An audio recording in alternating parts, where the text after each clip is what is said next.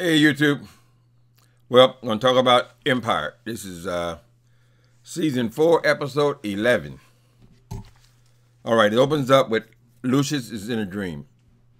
We don't initially know it's a dream. We kind of see a scene of him in a theater watching on a big screen the events leading up to the bombing, seeing the bombing, and there's something that sticks to him about this dream because the dream involves Andre. We'll leave it at that, and we'll certainly get back to that part. That's basically what this episode's about. All right, so when he comes out of this dream, he still remembers the part about Andre in this dream. He doesn't voice a lot of what he suspects, but he assigns Thirsty, who is his lawyer, to look into the witness statements. He wants them to go over the witness statements of the people who actually saw the bombing, and he says he specifically wants him to look at Andre, at his witness statement. Okay, remember that. Put that in the area. We're gonna come right back to it. Okay. Next thing, Lucius is back at his desk. You know, Cookie has been running the company while Lucius was missing with this broad. The misery character. So anyway, he's coming back to the company now. Before that, of course, he had lost his memory and all that kind of stuff. So the timelines is kind of weird, but he's just now coming back to where he's ready to take over his full position. There's no trace of this what's his other personality, whatever the other personality he had while he was coming out of this coma. Dwight is gone.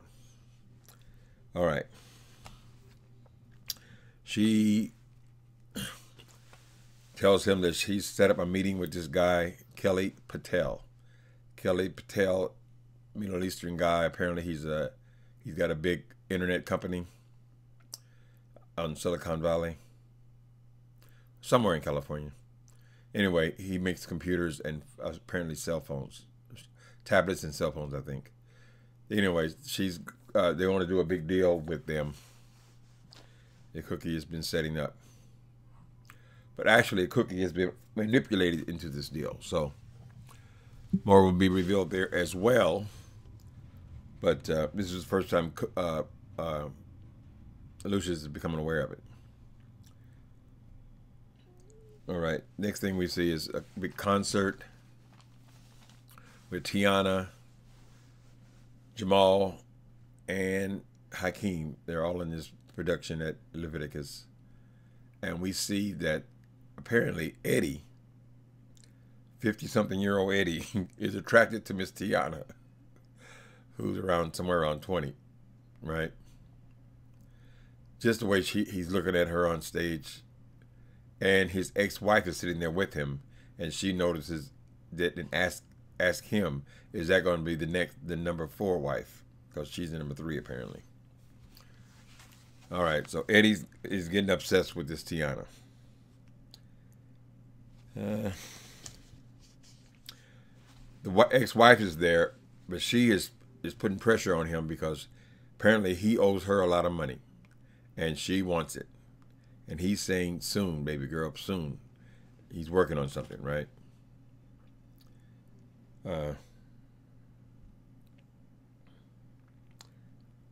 Next thing, so this is all going to tie into the same deal. Next thing we see is Eddie, Lucius, and Cookie meet with Patel. Now, Lucius and Eddie are having a hard time sealing this deal, right? But Cookie steps in. She's in part of the meeting also. But of course, Lucius talks over her at first, trying to seal the deal himself, his ego. But she is the one that tells him that, yes, you do want, he's acting like, oh, I don't know if this is a good thing for my company. And she's saying, yes, it is. You know it is. You've done your research. You know that this will be beneficial to your company. So the question is, how much the finances? Are you in or are you out? He says he's in. All right. It is a setup, of course, Eddie is up to something with this guy Patel. I don't know the Patel name. It's some Middle Eastern. All the hotels, the residential hotels here in San Francisco, they're all owned by people with the last name Patel. So I don't know how.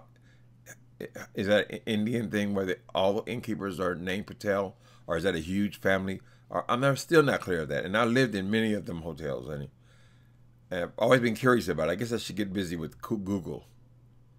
But apparently, a lot of these people from India have the same last name. A lot of people in business have that name. Anyway, maybe just for fun, I'll go and Google that after I get through with this. See what the tea is. Anyway.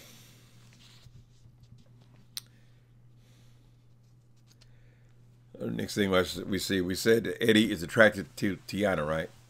So he is dangling this carrot in front of her face about all this world tour she's going to do and all the plans he's got going for her. And she said, yes, I'm with you 100%. And he said, are you? I saw you all lip lock with Hakeem. So he's already telling her, we're going to go forward with this new project we're going to do, I need your total focus. In other words, get your hands off this boy, off the boss's son. Because I want you for myself. But he didn't say he wants you for himself, but he definitely implies that he wants her full attention, and he wants him away from her. He wants her away from Hakeem. But basically, it's because he wants her for himself. He's attracted to her. And she agrees that she will make this her #1 priority. He said, eat, sleep, and breathe, whatever this project is called. Then there's this 3 girls. What are they called? Love something?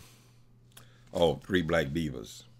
Okay, so these girls are called the 3 Black Divas. One of them, the lead singer, is the only one I'm familiar with. She's the one that played Gina Martin's wife. That girl. She and 2 other divas used to be with Empire. They have a grudge, and they show them doing an interview, but this is a forward of the interview that's going to be aired online, right? Where they're dissing Empire, Lucius, Cookie. Cookie and them are trying to close this deal with Patel, so they don't want any negative press. So they go to look these girls up. They saw them online, but it hasn't been released to the general public yet. They go and to find these girls, and they're singing in a mall. You know, they got kids running around the stage, and it's a low-end performance, right? And they're doing one of their classic oldies. But Cookie approaches them. They see her, they want to leave because I guess it's bad blood between them. And Cookie offers them a contract. And the contract, there's a condition to the contract. She said, you can come back as a group. I'll put you back up there. The condition is kill this interview you're doing. Also, these girls were planning on doing a diss record with another record company. I want you to kill the diss record. Those are conditions. And the girls, Gina, her name is not Gina in this. She said, we have a condition. And our condition is we want an apology for Lucius for dogging us out. Cookie, I'll make that happen. Right?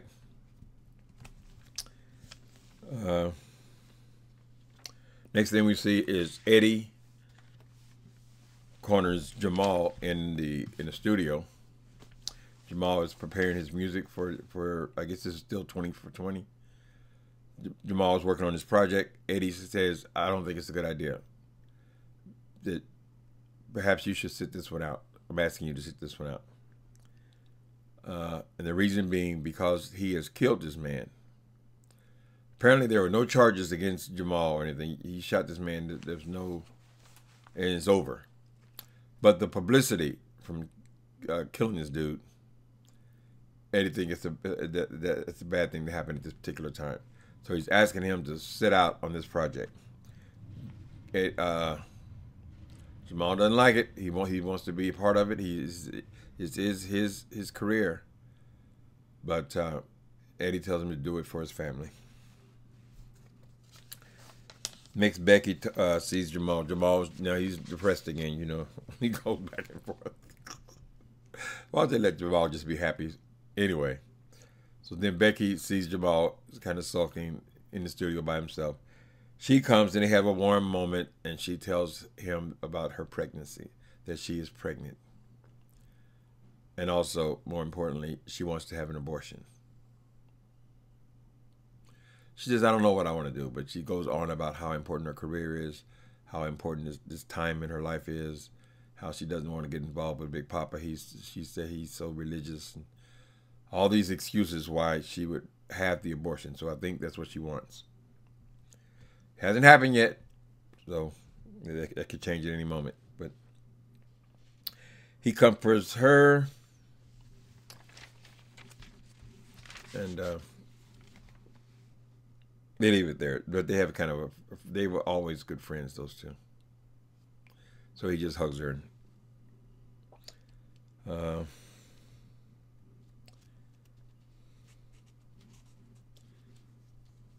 All right, so this deal with these girls, they didn't like Lucius's apology, and so he gets an attitude because they didn't accept his apology, and that ends right.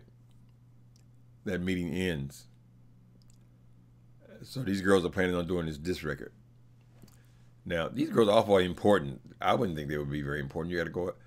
Lucius, next thing he does, he goes out and buys the record company that they are signed with, that they were going to do this disc record with, right? And buys the company, so he also buys their contract. Now he wants to do it the old-fashioned way, the Lucius Lyon way. Cookie was going to try to talk him into it, but he decided to do it this way. And so they buy the company, force the girls to do what they say, and also to apologize now to Cookie for their rudeness. And of course, Cookie's being a diva, you know, ha ha ha, I get my way kind of thing. They put too much on these some little singing group. Who gives a damn? Nobody who's singing in malls does a disc record. I think I could have saved however much money he paid to buy the company. I could have did that a different way. He could have just bought their contract or whatever. Anyway, something is wrong with Cookie. Throughout this episode, we see her almost faint a couple of times. She stands up too quick. She's dizzy. She has to catch her balance. This happens more than once in this episode. And it's going to climax in this. But we'll get there when we get there. Andre goes to his old church. Remember, he had this time where he felt very religious, and he was hooked up with his pastor. He goes and he tells his pastor his current situation. He's mad at God now, and that God let him down, of course. So the man gives him some advice. As Andre's walking away, the pastor gives him some advice. Kind of have to yell to him as he's leaving. If you can't apologize or make it right with God, make it right with the people you have hurt. That's a principle I use in 12-step groups. Make amends to the people you've caused harm. So Andre, he's an emotional mess, not just because of his mental illness, but because of the guilt he has over having his father blown up and his father walking around with one leg now. So he just, okay, that's a great jump ahead. All right.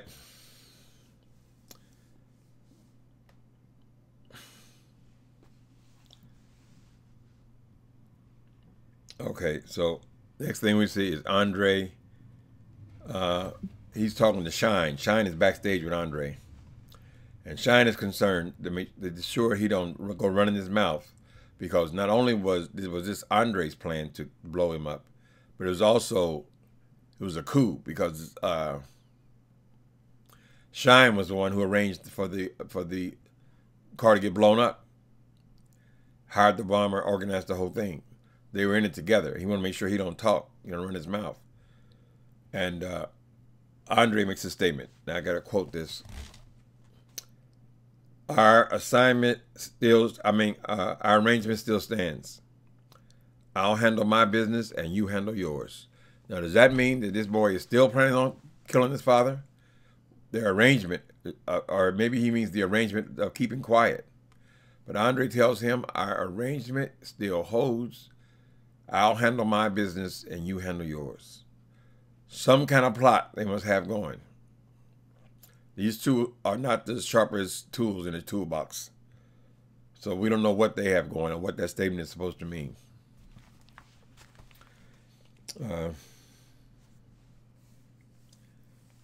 Next thing we have this scene where this girl, I wish this girl would just poop or get off the pot. We're still dealing with Hakeem and Tiana, which is actually a version of Rihanna. I always thought that was kind of tacky. Why did they have to get a name so close and a personality so close to Rihanna? Just changed it to a T, made it Tiana. Anyway, Jamal and Tiana have gone back and forth for years. Since this series began, I don't know how much time has passed, a couple years, I assume, 2 to 3 years. They have gone back and forth. So now he's in love with Tiana again.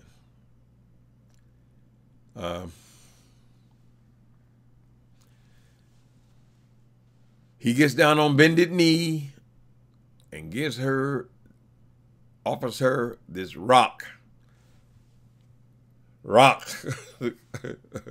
I think they make those rocks so big that it's hard to say no. But she says, I'll think about it. She says, I'll think about it because this man has already told her that she needs not have no emotional entanglements as she goes into this new project. So we don't know how she really feels about him. They're lip locking. She likes him, so forth. But I don't know if Eddie had not put on these restrictions to her or these warnings to her, would she have said yes? And that's not clear yet. He's looking for a mother or someone to raise his child with him. Oh, we didn't see the baby this time. But the baby's still in the picture. He has custody of the baby. He wants them to be a family. And she says, I'll think about it, meaning no.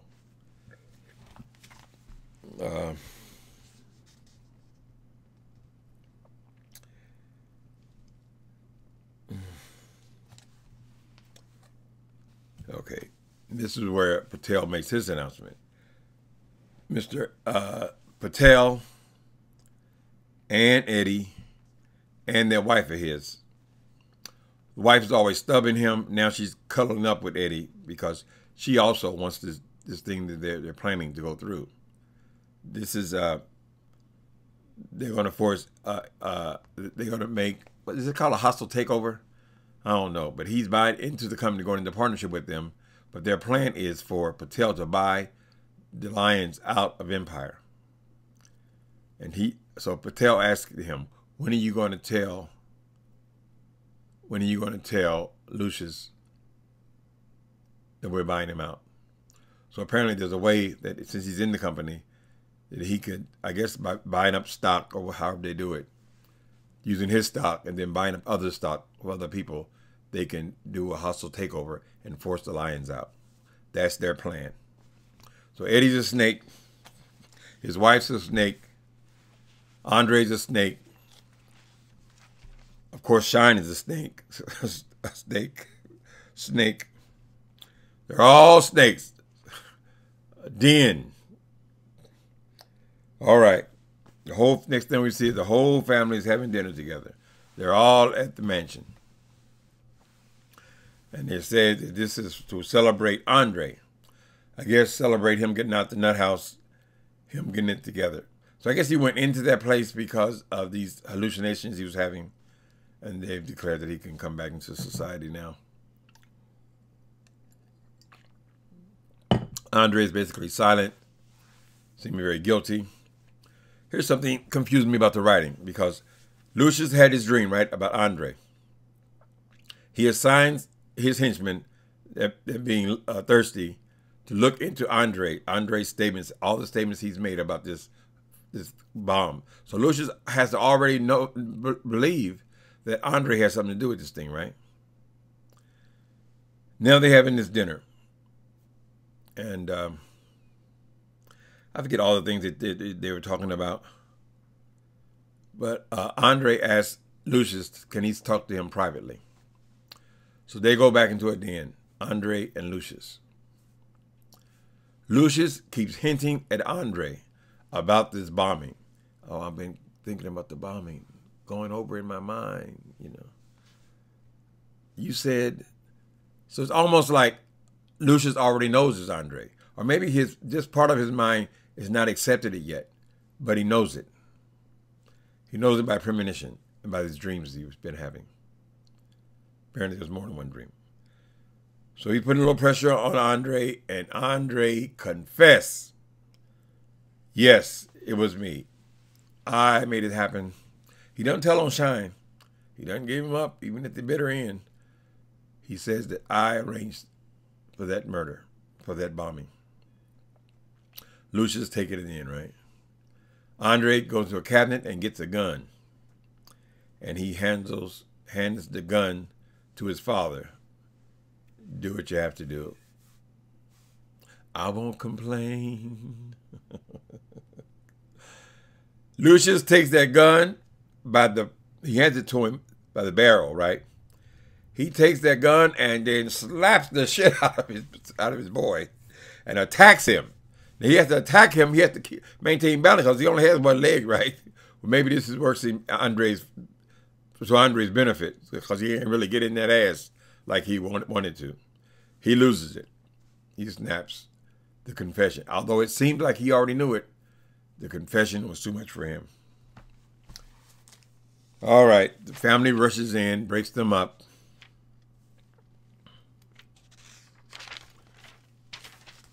Next thing we see is Jamal and Hakeem and Andre. They're in Jamal's apartment.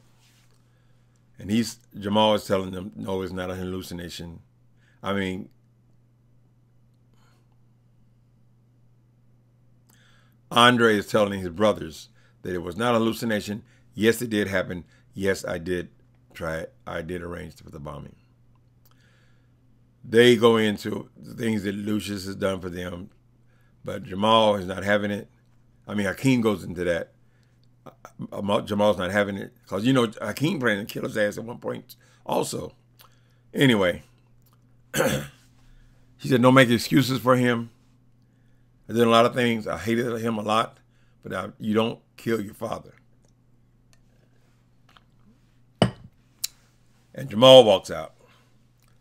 Then Hakeem tells Andre. Andre's crying, of course. His head's all bashed in where his father hit him. I don't know you now. I don't know what happened to you. And he walks out on him, right? So we're left with, I don't know if they can have this boy kill himself or what, because I don't know how you go about patching that up. You done blown your daddy's leg off and try to kill him and your mother. Well, was she with him? Yeah, you can kill them both. Try to. All right, last thing we see is Cookie and Lucius are discussing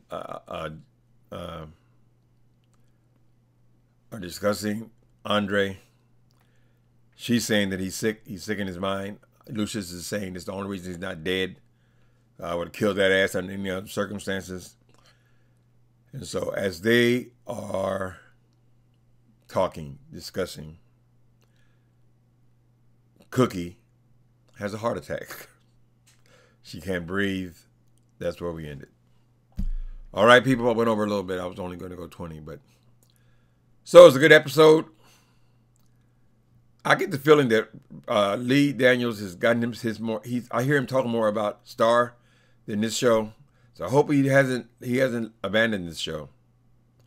You know, we're not going to have the same excitement we had on the first season, but they put some time in this one. So I liked it. See you next week. Later.